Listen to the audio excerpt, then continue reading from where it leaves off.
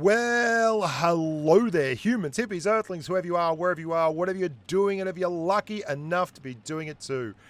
I'm Bushka Blitz, and this is a replay. This is a replay. We're making the pottery again because this one wasn't good enough. No, I put it back in the kiln, baby. This is a replay. This is a replay of a tank that I just could not resist. I rarely, if ever, get replays of the Panther. I'm actually a big Panther fan. I don't think it's the best tank ever, but I love the way it looks. Historically, it looks classy, and I've seen one in real life that just took my breath away at the Tank Museum. It's an absolutely gorgeous piece of work. A vehicle that looks so far ahead of its time, and really I don't think Blitz has ever done justice to. But for all that, the tank looks the goods, and it's got a real story behind it, and it is a hell of a marksman at this tier. And the reason I wanted to include this game is because it is so rare to get a bounce in the Panther. No, it's so rare to actually see someone drive this thing, and not just drive it, but drive it to within an inch of its life, to drive it well, to drive it hard, fast, and furious. And that's exactly what's happening here. This is Gorky 3699, and he is playing the Panther with all kinds of elan. He is right in the middle of this thing. Now, he's not had a lot of choice because his flank's fallen to bits, and there was no one volunteering to go drive up the middle and actually push this area here. And he's angling it up really, really well. He's basically playing it like an E50M, which is dangerous when you don't have the armor plating of an E50M. He's also hyper aware of what's going on behind him. He's setting up for the next shots on these guys coming in and just taking whatever's on offer, which is a very, very good way of playing a tank like the Panther. Now, the Panther has excellent penetration stats. It's got excellent penetration stats. Its base AP penetration, just off the top of my head, is something around 208 millimeters. It's about the same as the Comet's APCR penetration. Maybe it's 198 millimeters and the Comet's 204 or something like that. I forget, but you get the idea. Its base AP is phenomenal, especially for a tier 7 medium. And the gun handling is just lights out cool. What it doesn't have in general is the kind of speed and mobility you get out of a lot of tier 7 mediums, and it doesn't have the armor profile. It has been buffed a lot over the years though. The Panther is a tank that's gone backwards and forwards from, I really hated it back in the day. I thought it was pretty rubbish, and I stand by that. It was underpowered. It had a gun that wasn't that great. It did less damage. It wasn't, its engine, it was like slower. Mobility wise, it didn't deal as well. And there's no mistakes. It's been made better by Wargaming, but so it should. And I still think that it's been miscast as this kind of lightly armored medium tank. But for all that, isn't she a classy looking girl, the Panther? And isn't she pumping out the damage? Gorky 3069 just moved up towards 3K. And if he's going to get this done, he's going to have to do it and get a whole lot more damage than that, because there are 4 tanks left. And although 2 of them, namely that KV-1S and that VK3001P, are very, very easy to get rid of, these other 2 have a little bit more in the house. What the Panther does do well, though, is ram, and hence that SP1C bailing the hell out.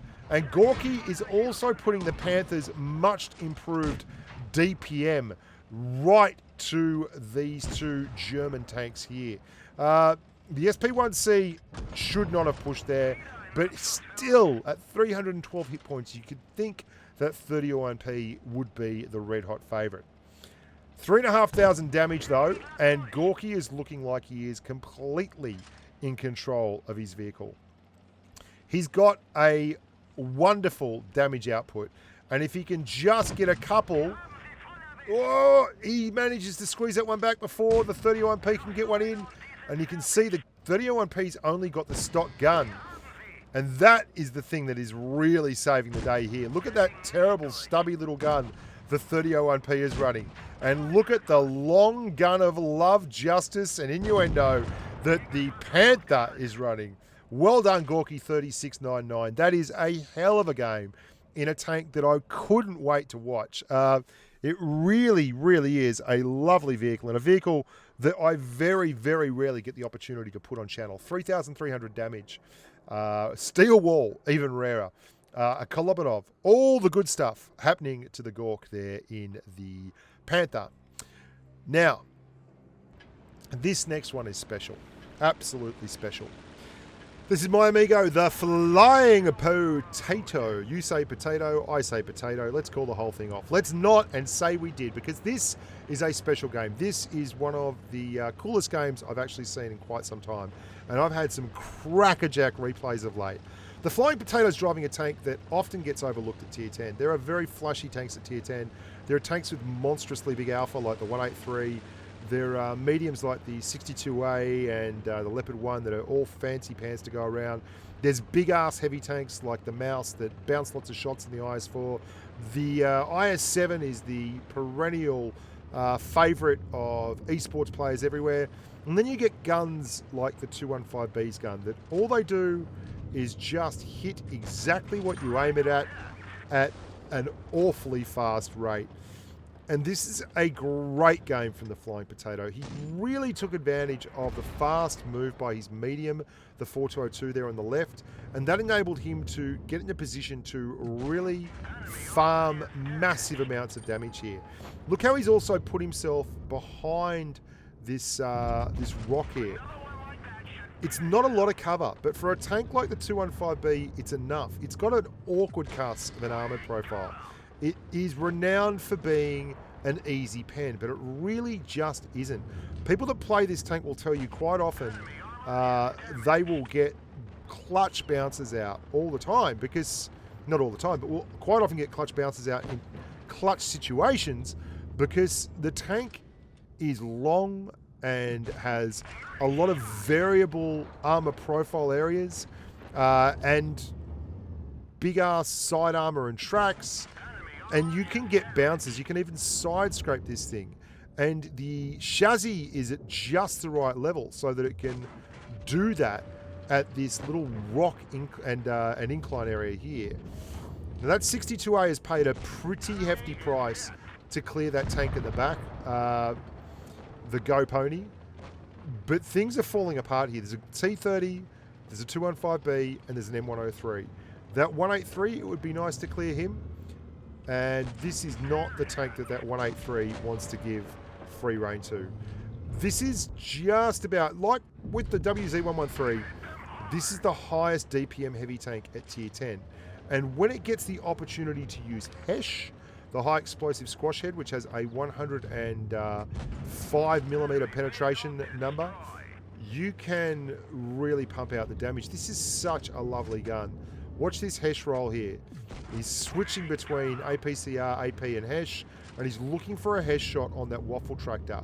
And the E100's trying to get a shot into his the upper part of his turret. At that angle, though, this is not an easy pen. In fact, it's a really, really hard pen. It's the kind of pen that you can waste an awful lot of your hit point pool trying to hit, and that's exactly what is going on here with the E100. He is looking to hit that viewfinder hatch area, and it's cost him nearly his entire hit point pool. In fact, it's cost him the lot. And our amigo goes up to 5,000 damage. Now, he's got 2,100 hit points. He's yet to take a single hit, and there's that armor profile that's as awkward as buggery. He might take a hit moving across here, but he doesn't mind. He knows he's got to clear that 183. There's one. He's only got one round of AP left. This is a beautiful push, and he's going to save that round by just tapping him, switch up to HESH, and put a big number into the waffle tractor. Now, when you've got a gun that fires as quick as this does, and it also has the ability to fire HESH, you can pump out some disastrously large numbers.